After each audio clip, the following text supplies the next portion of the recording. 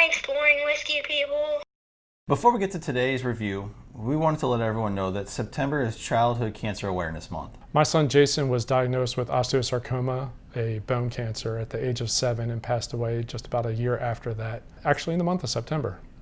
So this month, we're going to be supporting the St. Jude's charity campaign in Jason's honor. Our goal for this campaign is to raise $500. If you have the means, we would appreciate your support in this wonderful cause. There's a link for the charity down in the description. Everyone knows that St. Jude never charges families for treatment, but research is just as important as treatment. St. Jude's has over 85 research laboratories where they are constantly running experiments and trying to find better ways to treat all forms of childhood disease.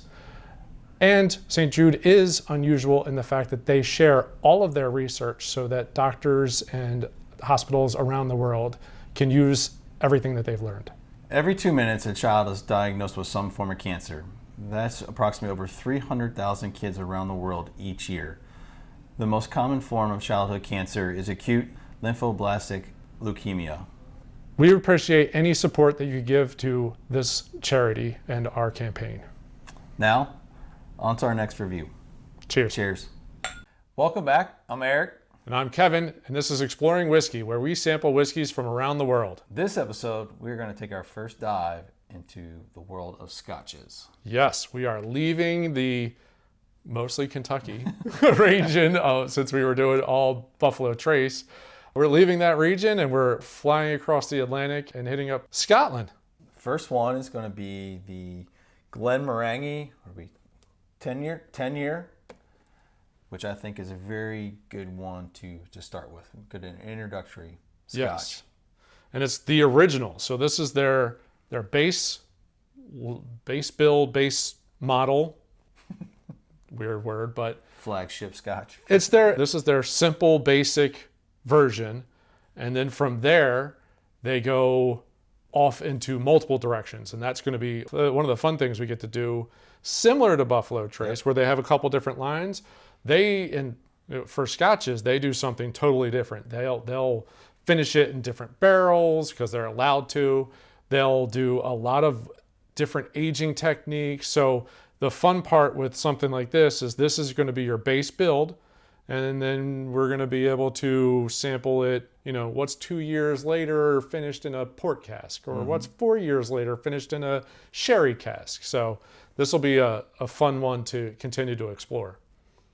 Let's open it up. Yeah.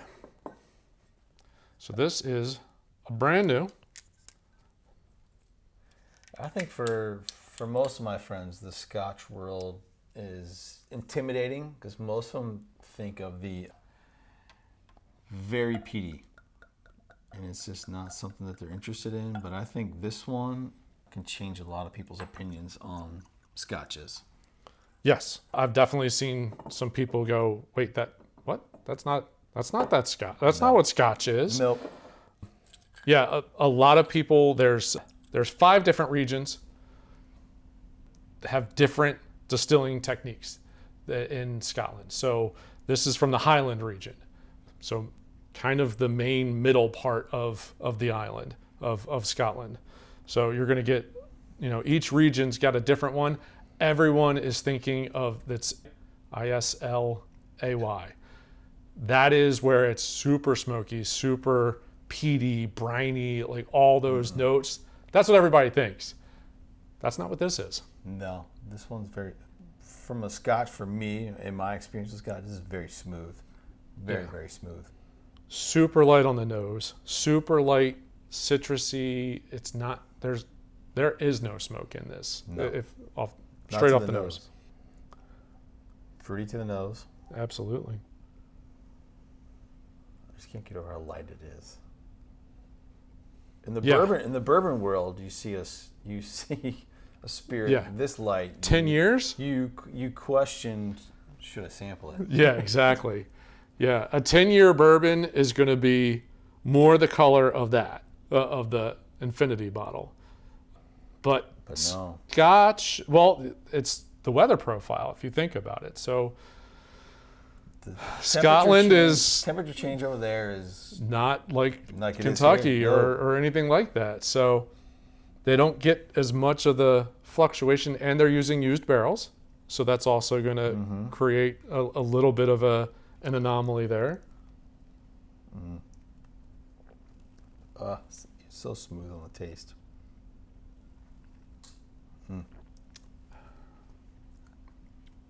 There's the hint of smoke to it, but you don't get it on the nose. Smoker's a barrel. It's very, I mean, it's super light, whatever it Very is. light. Watered down, whatever it is. But it's Mostly it's sweet, it's honey, it's floral, it's fruity. fruity. Yeah, that's really what it comes down to. A lot of times you'll see most scotches in a lower, in that 80, this, I believe this is 86. Pretty sure. I think you're right. Yeah, 86. Oh, back here, I'm sorry. Yeah, 86. 43. Yeah, 43. 43% alcohol. So we got 86 proof. So it's a little bit lighter there. Obviously 10 years, but it is a used barrel, so it's not pulling off. It's not pulling that color out of the barrel. Right. And the lack of temperature change. It's, it's never getting super hot like the summers. I mean, we're close enough to Kentucky to know that, their summers are probably pretty similar to ours. So we will, we'll hit a 90 or, a couple of hundreds, and we'll also drop down into the teens over the winter. They're going to be, somewhere, let's call it 40 to 70. Yep. Like that's kind of what Scotland is. A lot of moisture in there over there too.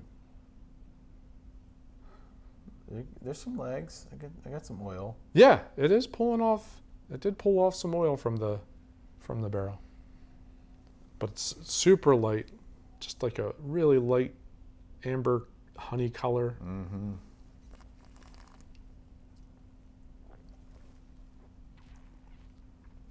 The finish hangs around for a little bit too.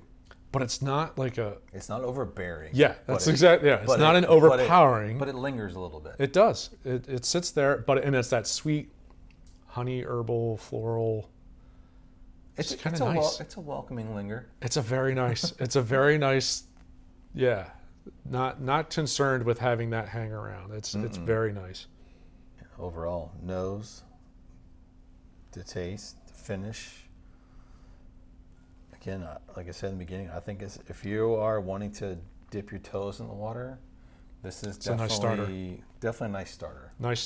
Nice starter, especially for the Highland region. If you're trying to try out the different regions and get a feel for what all Scotch is, this is a nice one to give a start out.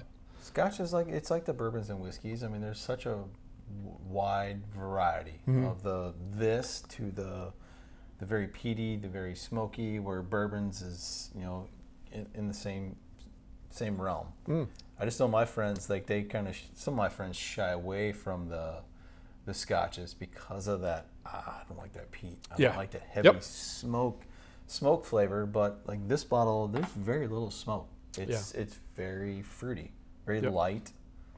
I think if you're gonna, like I said, dip your toe in the water, I think this would be a good one to sample. Yeah, absolutely. It's Glenmorangie was kind of family owned for nearly, I think it's like 150 years or something like that. Founded in 1843, and then they ended up getting bought out by Hennessy, Moet, Louis Vuitton. Yeah. So it's a good lineup there.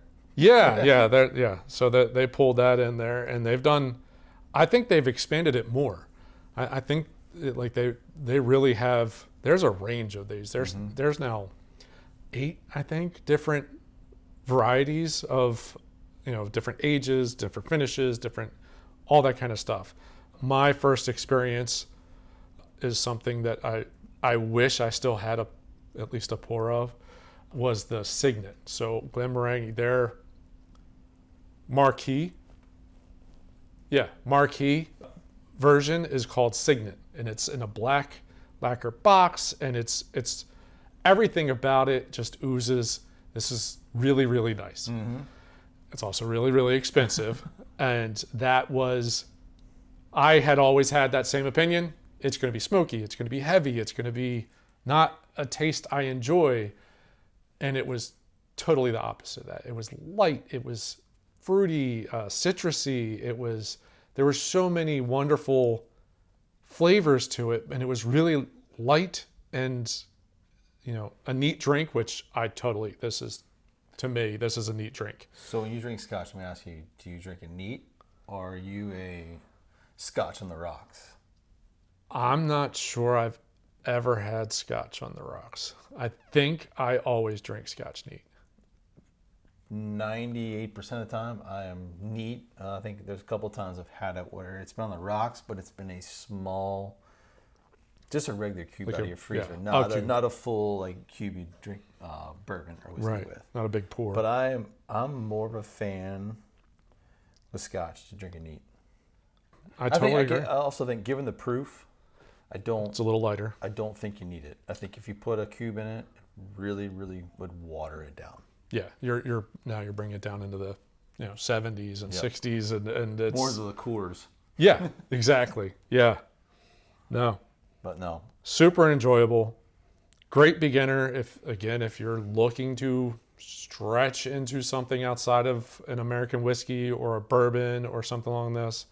This is something I think could convert a lot of people to start getting into that. What else is there? I would encourage you to do it. I mean, it's kind of get out of your comfort zone a little bit. Just grab I would start with the single malts. The single malts tend Agreed. to be on the lighter, smoky, lighter peat side of things. I think you can ease your way into the Scotch world, kind of going that route. Yeah, and stay in the Highland and Speyside region, unless you're looking for something super complex and very, very.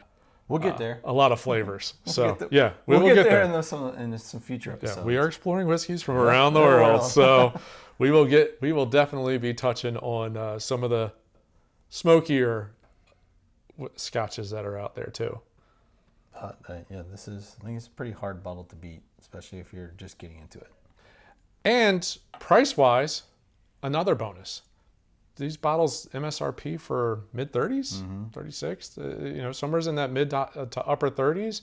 So you're not going way out of pocket to try something. You don't have to go and, some of the scotches start to get crazy. Like Macallan, some of the most expensive bottles in the world to ever sell were Macallans, which Macallan is very good too. But at $36, it's a great introduction to a scotch. And if you don't like it, I'm sure one of your buddies Somebody will drink it. take it off your hands for you. I'll drink it for you. Yeah. So. But no, I've enjoyed this. Yeah, this is. I'm looking forward nice. to the next couple episodes where we continue our path down the Scotch world. But this was very good one to start with. Yeah. Hope you liked it, and I did. definitely did. Yes. So, if you like what you've seen so far on the first episode of our path down the Scotch world, we ask you to hit the like button down below. While you're down there, subscribe to the channel and hit the bell icon so you get notified every time we post a new show. And also, if you have a scotch that you really like, or if you have something you'd like us to sample, put a comment down in the comments. That'd be great. We'd love to pick it up. We'd love to sample it for everyone out there. So, great episode. Thanks for watching. All right. Cheers. Cheers.